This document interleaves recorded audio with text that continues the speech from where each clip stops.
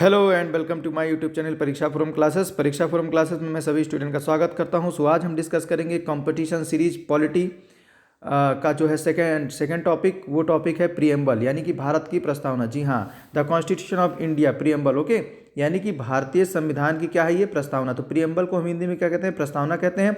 तो ये ऊपर वाले फिगर में हम डिस्कस करते हैं।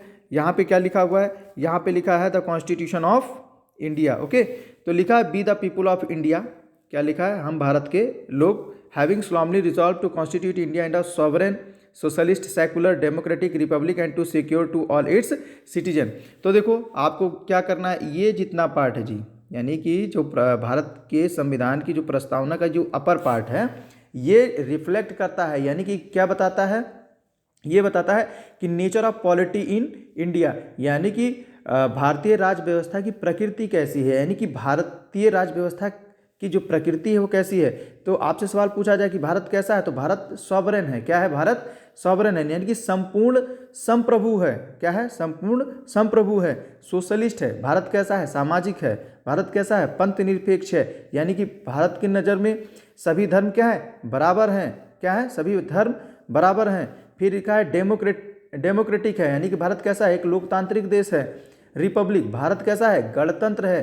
तो रिपब्लिक मतलब क्या होता है कि यहाँ पे आप पीएम, किसको, पीएम जो प्रधानमंत्री होता है ना, और सीएम, हर स्टेट में सीएम होता है और देश का एक पीएम होता है। तो हम लोग क्या करते हैं, इलेक्ट करते हैं। क्या करते हैं, इलेक्ट, यानी कि भारतीय जनता के द्वारा अपने प्रतिनिधि को चुना जाना ही क्या है, डेमोक्रेटिक नेचर को रिफ्लेक्ट करता है इंडिया की। फिर लिखा है रिपब्लिक, तो हम राष्ट्रपति को भी तो चुनते हैं, जी नहीं, हम नहीं चुनते हैं। हमारे द्वारा जो एमपी और एमएलए है ना, हमने उनको डायरेक्ट चुना हुआ है, यानी कि डायरेक्ट इलेक्शन मेथड से। अब वो लोग on the behalf of the citizen, यानी कि वो लोग हमारे जगह पे किसको चुनते हैं, राष्ट्रपति को जाके चुनते हैं। किसको, राष्ट्रपति। तो यानी कि इन डायरेक्ट तरीके से भारत का राष्ट्रपति चुना जाता है। तो रिपब्लिक मतलब क्या होता है, हेड ऑफ द स्टेट। क्या होता है, head of the state. Okay, यहां तक समझ आ गया होगा आप लोगों को। तो यानी कि अपर पार्ट क्या बताता है, तो अपर पार्ट बताता है nature of the Indian polity, यानी कि भारतीय राज्य व्यवस्था की प्रकृति के बारे में बताता है प्रस्तावना की अपर पार्ट। अब हम आते हैं जी लोअर पार्ट पे। किस पे आते हैं, ये लो, ये देखो, ये वाला पोर्शन जो है यहाँ तक, ठीक है, यानी कि जस्टिस से लेकर फ्रेटरनिटी तक। ठीक है, तो तीन तरीके का जस्टिस है और लिबर्टी दिया हुआ है, इक्वलिटी दिया है और फ्रेटर्निटी दिया हुआ है। ठीक है, तो जस्टिस तीन तरीके का है। किस तरीके का है, सोशल है, इकोनॉमिक है एंड पॉलिटिकल है, यानी कि सामाजिक न्याय दिया हुआ है, आर्थिक न्याय और राजनीतिक न्याय। लिबर्टी यानी कि आपको स्वतंत्रता भी दी गई है, तो लिबर्टी ऑफ थॉट है, एक्सप्रेशन है, बिलीफ है, फेथ है, वर्शिप है। सेम इसी तरीके से इक्वलिटी ऑफ स्टेटस, यानी कि समानता का अधिकार मिला हुआ है और समान अवसर का भी अधिकार लोगों को प्राप्त है। फ्रेटर्निटी, बंधुता। क्या है ये, बंधुता, यानी कि भाईचारा। क्या है, भाईचारा, यानी सब लोग क्या है कि इंडिया में रहते हैं, सभी इंडिया के सिटीजन हैं, तो सभी को क्या है, मिल बांट कर रहना चाहिए अच्छे से, ताकि इंडिया एक ग्रो करे, एक अच्छा खासा स्ट्रांग नेशन बने। ठीक है, तो ये जो चीज़ें हैं ये दर्शाती हैं कि ऑब्जेक्टिव, क्या है ये, ऑब्जेक्टिव है, यानी उद्देश्य हैं। क्या है ये, उद्देश्य। तो यानी इस उद्देश्य से, यानी कि सरकार ने क्या किया है कि सरकार ने इस उद्देश्य से ही इस संविधान में क्या है कि इस संविधान में जनता को क्या क्या मिल सकता है। तो यानी कि सेकंड पार्ट आपका किसके लिए डेडिकेटेड है, तो सेकंड पार्ट आपका डेडिकेटेड है सिटीजन्स के लिए, यानी कि भारतीय जनता के लिए। ठीक है, यानी कि ये बताता क्या है, ये बताता है कि भारत का जो फिलॉसफी है, यानी कि भारत का दर्शन है, क्या है, दर्शन है, तो वो किसमें निहित है, किसमें बताया गया है, वो बताया गया है भारत के संविधान में। किसमें बताया गया है, तो संविधान में। तो अब आप दूसरी भाषा में कह सकते हैं कि इंडियन प्रीएम्बल, ठीक है, या the preamble of India reflect the philosophy of Indian constitution, यानी कि भारतीय संविधान का जो दर्शन है वो भारतीय प्रस्तावना में देखने को मिलता है। ठीक, अब आगे बढ़ते हैं। फिर लिखा है कि क्या, अब एक सवाल बनता है कि क्या भारतीय संविधान भारतीय जनता के द्वारा अपनाया गया था, तो जी नहीं, लिखा है इन आवर कॉन्स्टिट्यूएंट असेंबली। तो ये यानी कि जो कॉन्स्टिट्यूएंट असेंबली नहीं, जो मैंने पहला एक वीडियो अपलोड किया था कॉन्स्टिट्यूएंट असेंबली पे ही मैंने जो है वीडियो बनाया था, वहाँ मैंने बताया है कि भारत का संविधान बनाने के लिए एक संविधान सभा का निर्माण किया गया था। ओके, तो यही संविधान सभा ने ही भारत का संविधान बनाया और इसी संविधान सभा ने ही भारतीय जनता के बिहाफ पर, यानी कि भारतीय जनता की जगह पर पूरे के संविधान को क्या है, लागू करवाया। तो यहाँ पे लिखा क्या है, एडॉप्ट और इनैक्ट। ये बहुत इंपॉर्टेंट डेट है, कई बार क्वेश्चन मॉडल एग्जाम में पूछा गया है कि किस जो है समय, यानी कि किस डेट को भारतीय संविधान को क्या है, एडॉप्ट और इनैक्ट किया गया था। तो यहाँ पे लिखा है ना, देखो 26 नवंबर, यानी 26 नवंबर 1949 को। तो यहाँ से एक सबसे इंपॉर्टेंट क्वेश्चन और बनता है कि जैसे जस्टिस क्या है, जस्टिस 3 तरीके के हो गए, तो पूछा जा सकता है कि भारतीय संविधान में कितने तरीके का जस्टिस या प्रस्तावना में कितने तरीके का जस्टिस दिया गया है, तो 3। ओके, छोटे मोटे क्वेश्चन ऐसे आजकल बनने लगे हैं, तो थोड़ा आप अपडेट हो जाइए, थोड़ा आपको डीप में जाकर पढ़ना पड़ेगा, अदरवाइज ऊपर से पढ़ने से काम अब नहीं चलेगा। तो आपको थोड़ा अपना ब्रेन क्या है, ओपन करना पड़ेगा, क्योंकि छोटे ब्रेन से कुछ होता नहीं है, छोटे दिमाग से सोचोगे तो कुछ नहीं होगा कभी। ठीक, फिर क्या है, लिबर्टी है, इक्वलिटी और फ्रेटर्निटी। तो हमको ये बताइए कि जो लिबर्टी और इक्वलिटी और फ्रेटर्निटी, ये फ्रेंच रेवोल्यूशन के ही ऐसे जो फ्रांस की क्रांति हुई थी उसी से ये 3 शब्द निकल के आए थे। तो आपसे क्वेश्चन पूछा जाएगा कि लिबर्टी और इक्वलिटी और फ्रेटर्निटी, यानी कि ये 3 शब्द, ठीक है, यानी कि लिबर्टी मतलब स्वतंत्रता, इक्वलिटी मतलब क्या है, समानता, और फ्रेटर्निटी मतलब बंधुता, यानी कि ये जो 3 शब्द भारतीय प्रस्तावना में लिए गए हैं वो कहाँ से लिए गए हैं। तो ऑप्शन आपको दे सकता है कि फर्स्ट ऑप्शन अमेरिकन रेवोल्यूशन, दूसरा फ्रेंच रेवोल्यूशन, तीसरा चाइनीज रेवोल्यूशन, चौथा नन ऑफ दिस। तो कहाँ से लिए गए हैं भैया, फ्रेंच रेवोल्यूशन से। तो याद रखना, ठीक है, फ्रेंच रेवोल्यूशन से। तो लिबर्टी, इक्वलिटी और फ्रेटर्निटी, यानी कि जो 3 शब्द प्रियम्बल में अडॉप्ट किए गए हैं, यानी कि क्या है, इसमें इनेक्ट किए गए हैं, वो कहाँ से लिया गया है, फ्रेंच रेवोल्यूशन से। ठीक, चलिए, आई होप ये आपको बहुत अच्छे से क्लियर हो गया होगा। अब हम मूव करते हैं, थोड़ा फैक्ट्स के बारे में देख लेते हैं प्रियम्बल के। तो लिखा है कि व्हाट इज प्रियम्बल। तो प्रियम्बल क्या है जी, प्रियम्बल है, a preamble is an introduction of the Indian constitution that explain the philosophy and objective. तो प्रियम्बल क्या है, प्रियम्बल एक इंट्रोडक्शन है, किसका, किसका, भारतीय संविधान का। तो जस्ट लाइक अ बुक, जैसे आप किताब पढ़ते हैं तो किताब में विषय सूची लिखा रहता है, जिसको आप इंग्लिश में बोलते हो कंटेंट्स। क्या बोलते हो, कंटेंट्स। और उसमें लिखा रहता है ना कि chapter 1, chapter 2, chapter 3, chapter 4, chapter 5। उसके बाद आप चैप्टर मतलब ओपन करते हैं अंदर जाके बुक के, तो उसमें आपको बहुत सारा क्या है, डिटेल मिल जाता है कि नहीं मिल जाता है। तो सेम इसी तरीके से प्रियम्बल होता है। ठीक, तो आई होप ये आपको क्लियर हो गया। सेकेंड पार्ट लिखा है कि ये बताइए कि दुनिया में सबसे पहले प्रियम्बल कॉन्स्टिट्यूशन में किसने मेंशन किया या किसने जोड़ा था। तो आंसर आपका क्या होगा, अमेरिकन कॉन्स्टिट्यूशन, यानी कि अमेरिकन कॉन्स्टिट्यूशन, यानी कि अमेरिकी जो संविधान है वो प्रियम्बल से जो है शुरू होता है। तो यहीं से हमने देखा और हमने भी ये सोचा कि कुछ ना कुछ जो है हमको उन्हीं के आधार पर करना चाहिए। हालांकि प्रियम्बल को लेके थोड़ा डिबेट हो गई थी कॉन्स्टिट्यूएंट असेंबली में कि प्रियम्बल को सबसे लास्ट में जोड़ा जाए कि सबसे पहले जोड़ा जाए। ठीक है, तो इसीलिए अभी आप अगला पॉइंट जब देखेंगे इसके बाद, ये देखो ये पॉइंट लिखा है ना, ये वाला पॉइंट। तो लिखा it was enacted after the enactment of the entire constitution of India, यानी कि प्रियम्बल को तब लागू किया गया, प्रियम्बल को तब लागू किया गया जब पूर्ण तरीके से भारतीय संविधान लागू हो गया।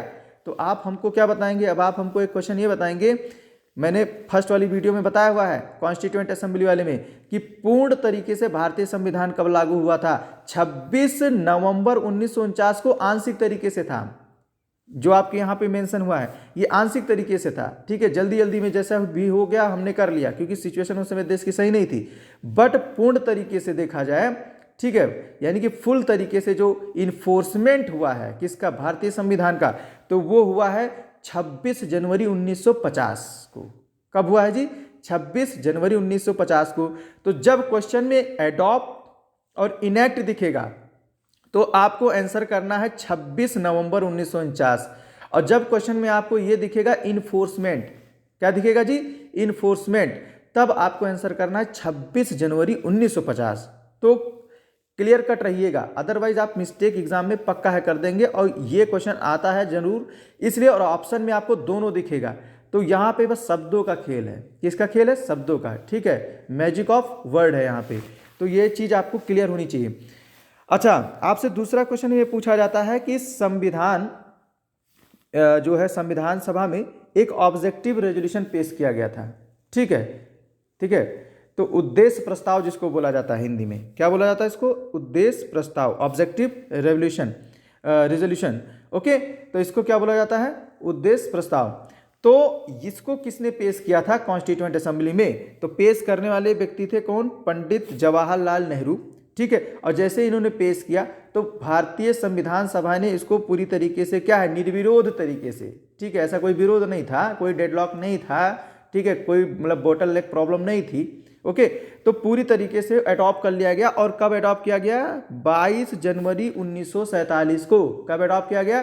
22 जनवरी 1947 को। और यही ऑब्जेक्टिव रिजोल्यूशन ही हमारा क्या बन के आया?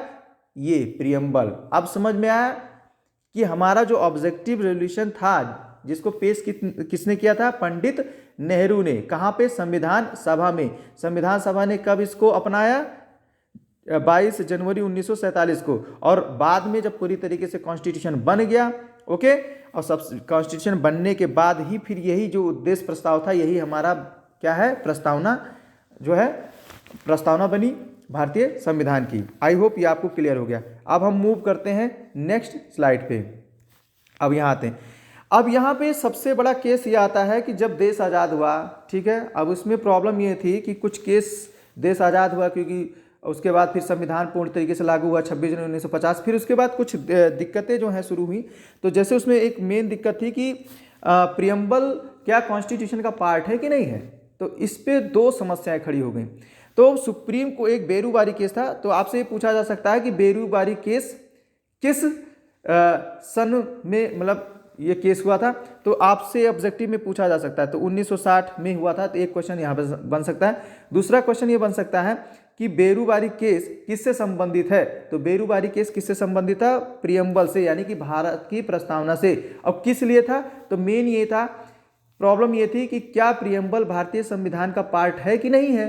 तो बेरूबारी केस में सुप्रीम कोर्ट, यहाँ पे एससी लिखा ना, तो ये इसका मतलब है सुप्रीम कोर्ट। और सुप्रीम कोर्ट ने क्या है, अपना फैसला सुनाया कि प्रियम्बल जो है वो भारतीय संविधान का पार्ट नहीं है। प्रियम्बल क्या है? भारतीय संविधान का पार्ट नहीं है। तो आपको बस यहाँ से 2 से 3 क्वेश्चन घुमा सकता है कि बेरूबारी केस किससे संबंधित है। तो बेरूबारी केस संबंधित है प्रियम्बल वाले मैटर से। और कब ये आया था, ये केस कब हुआ था, हैपन कब हुआ था ये? तो 1960 में हुआ था। और रिजल्ट क्या आया था? तो यानी सुप्रीम कोर्ट ने क्या बोला था कि प्रियम्बल क्या है, वो कॉन्स्टिट्यूशन का पार्ट नहीं है। फिर आगे चल के 1975 का दशक आया। उस समय इंदिरा गांधी की सरकार थी और इमरजेंसी लग गई थी। 1975 से 1977 2 साल बहुत ही देश, इसलिए इसको कहा जाता है ना black day of the democracy. भारतीय लोकतंत्र में इसको काला दिवस के नाम से जाना जाता है। ठीक है, ये जो ट्रेजेडी हुई थी, क्योंकि इंदिरा गांधी उस समय पूरी तरीके से डिक्टेटर बन गई थी। ठीक, और सभी नेताओं को उन्होंने जेल में भरा दिया और पुलिस प्रशासन पूरी तरीके से टाइट हो गया था। तो प्रॉब्लम बहुत ज़्यादा थी। तो वो सब हम बाद में डिस्कस करेंगे, जब कभी किसी चीज़ को लेके जब इमरजेंसी वगैरह पढ़ाएंगे, जब चर्चा होगी तो वहाँ पे अच्छे खासे इस पर चर्चा किया जाएगा। फिर लिखा है, फिर एक केस आया वही इमरजेंसी के थोड़ा पहले, यानी 1975 के पहले ही सिचुएशन खराब हो रही थी देश की। तो उसमें एक केस आया केशवानंद भारती केस। क्या आया? केशवानंद भारती केस। और इस केशवानंद भारती केस ने क्या किया भाई साहब, एकदम हिला के रख दिया। क्या है? हिला के पूरी एकदम सिचुएशन खराब कर दी अच्छे से। अब यहाँ पे ये आया कि सुप्रीम कोर्ट ने क्या कहा, इस वाले रिजल्ट इसका बहुत इंपॉर्टेंट है। तो इसमें ये कहा कि भैया ऐसा देखो कि प्रियम्बल क्या है, प्रियम्बल क्या है भाई, प्रियम्बल को डॉक्टर साहब अंबेडकर ने क्या कहा था? उन्होंने ये तो कहा था कि it is a soul of the Indian constitution, यानी कि ये भारतीय संविधान की क्या है, ये आत्मा है। और ये बताओ, जब किसी की शरीर से आप आत्मा छीन लोगे तो शरीर बचेगी? जी नहीं बचेगी। संविधान तो अपने आप ही खत्म हो जाएगा। तो अगर आप प्रियम्बल को संविधान का पार्ट नहीं मानते हैं तो यानी क्या है, जैसे आप आत्मा को अपने शरीर का पार्ट नहीं मानोगे तो दिक्कत हो जाएगी, आपकी बॉडी सर्वाइव करेगी? जी नहीं। तो सेम यहीं पे जो है सुप्रीम कोर्ट ने भी दलील जो है बनाई कि कहा ऐसा नहीं हो सकता है, हमको हर हाल में क्या करना पड़ेगा भैया, हर हाल में प्रियम्बल को कॉन्स्टिट्यूशन का पार्ट मानना ही मानना पड़ेगा। क्यों? क्योंकि अगर ये सोल है, क्या है, सोल है, आत्मा है संविधान की, अगर ये नहीं मानेंगे तो संविधान क्या है, नहीं चलेगा। और जब संविधान ही सही से नहीं चलेगा तो देश सही से नहीं चलेगा, पूरा का पूरा देश क्या हो जाएगा, ताश के पत्ते की तरह क्या है, ढह जाएगा। ओके, फिर आते हैं। तो इसका जो रिजल्टेंट आया, तो आपसे ये पूछा जा सकता है कि केशवानंद भारती केस किससे संबंधित है? तो ये भी प्रियम्बल से ही संबंधित है। कब आया था? 1973 में आया था। रिजल्ट क्या आया? तो इसमें ये सुप्रीम कोर्ट ने मेंशन कर दिया कि भैया प्रियम्बल क्या है, वो कॉन्स्टिट्यूशन का इंटीग्रल पार्ट है। क्या है? इंटीग्रल पार्ट है, यानी अभिन्न अंग है, इसको आप संविधान से अलग नहीं रख सकते हैं। ठीक, आई होप ये आपको क्लियर हो गया होगा। अब हम पढ़ते हैं कि लिखा हुआ है कि the preamble is a part of constitution. यदि अगर भारतीय संविधान में प्रस्तावना इसका अगर हिस्सा है, तो फिर अगर हिस्सा है तो दो प्रॉब्लम अभी फिर आगे बढ़ गई है। तो ये है कि it is neither a source of power to legislature nor a prohibition upon the power of legislature. Okay, तो अब ये नहीं है कि सरकार कल को कोई शासन वासन बनाए और अपनी पावर को कहाँ से ले, प्रियम्बल को बेस बनाए और बोले देखो ये चीज़ें हैं मैंने यहाँ से बनाया है, और ना ही प्रियम्बल सरकार के ऊपर कोई क्या है प्रतिबंध लगा सकती है। क्या है? Nor prohibition upon the power of the legislature. तो यानी कि ये भी नहीं है कि जनता कहे कि देखो सरकार ने ये चीज़ें की और इतने इतने क्या हैं शब्द हैं जैसे लिबर्टी, इक्वलिटी, फ्रेटर्निटी, ये सब ठीक है।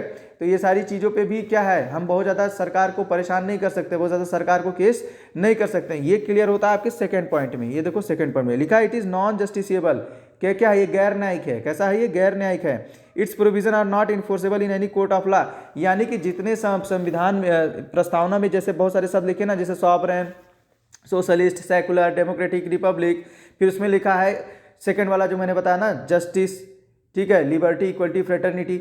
यानी कि क्या है कि जैसे जस्टिस है, लिबर्टी है, इक्वलिटी है, फ्रेटर्निटी है। अब जस्टिस तीन तरीके का है, सोशल, इकोनॉमिकल। अगर सरकार क्या सभी को जस्टिस दे पाती है?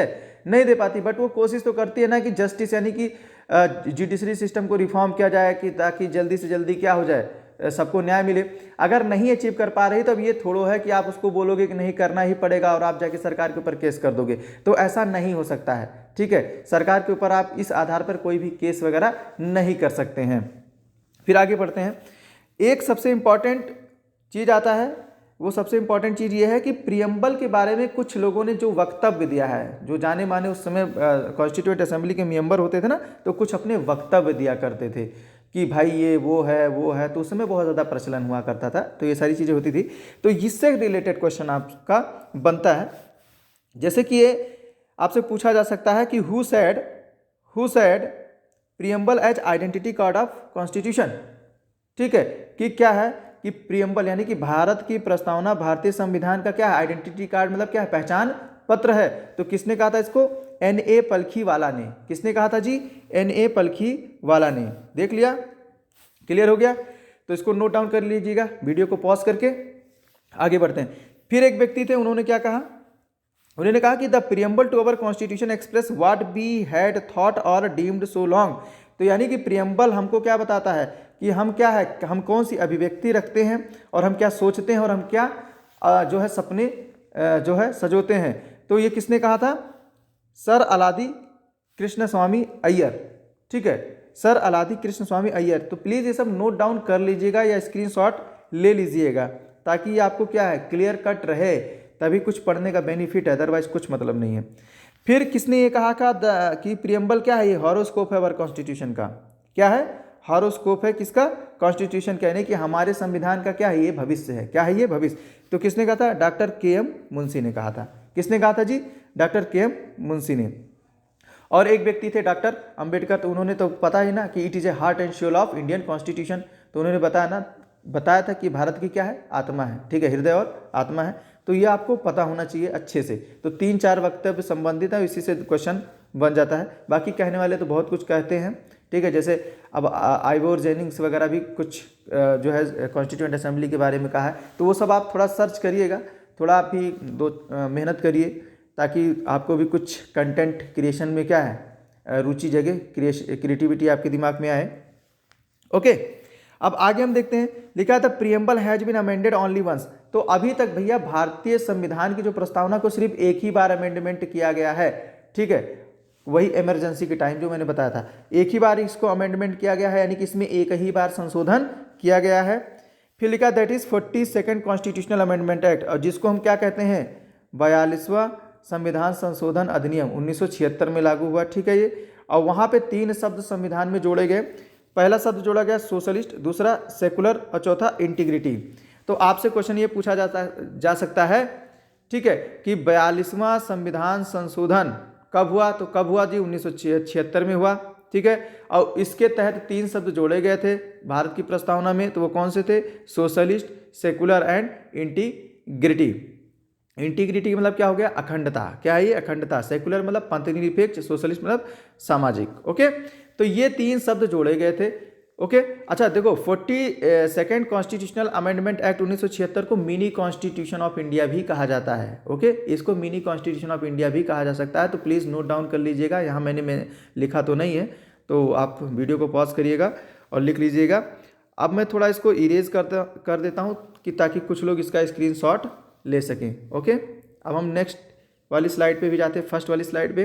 तो यहाँ पे मैं भी इसको इरेज कर देता हूँ ताकि आप अच्छे से क्या है स्क्रीनशॉट इसका लेकर आप प्रिंट वगैरह करा सकें। ओके, चलिए, तो आई होप आप इसका स्क्रीनशॉट वीडियो पॉज कर ले चुके होंगे। तो ये स्क्रीनशॉट इसका ले लीजिए, फिर सेकंड वाली स्लाइड का।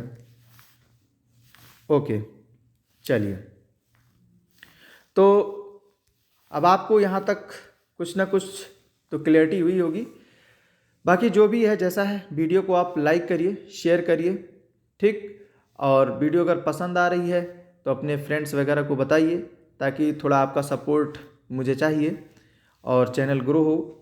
और बाकी जो भी है मैं आपके लिए कुछ बेस्ट ही करूँगा। तो तब तक के लिए जय हिंद, जय भारत।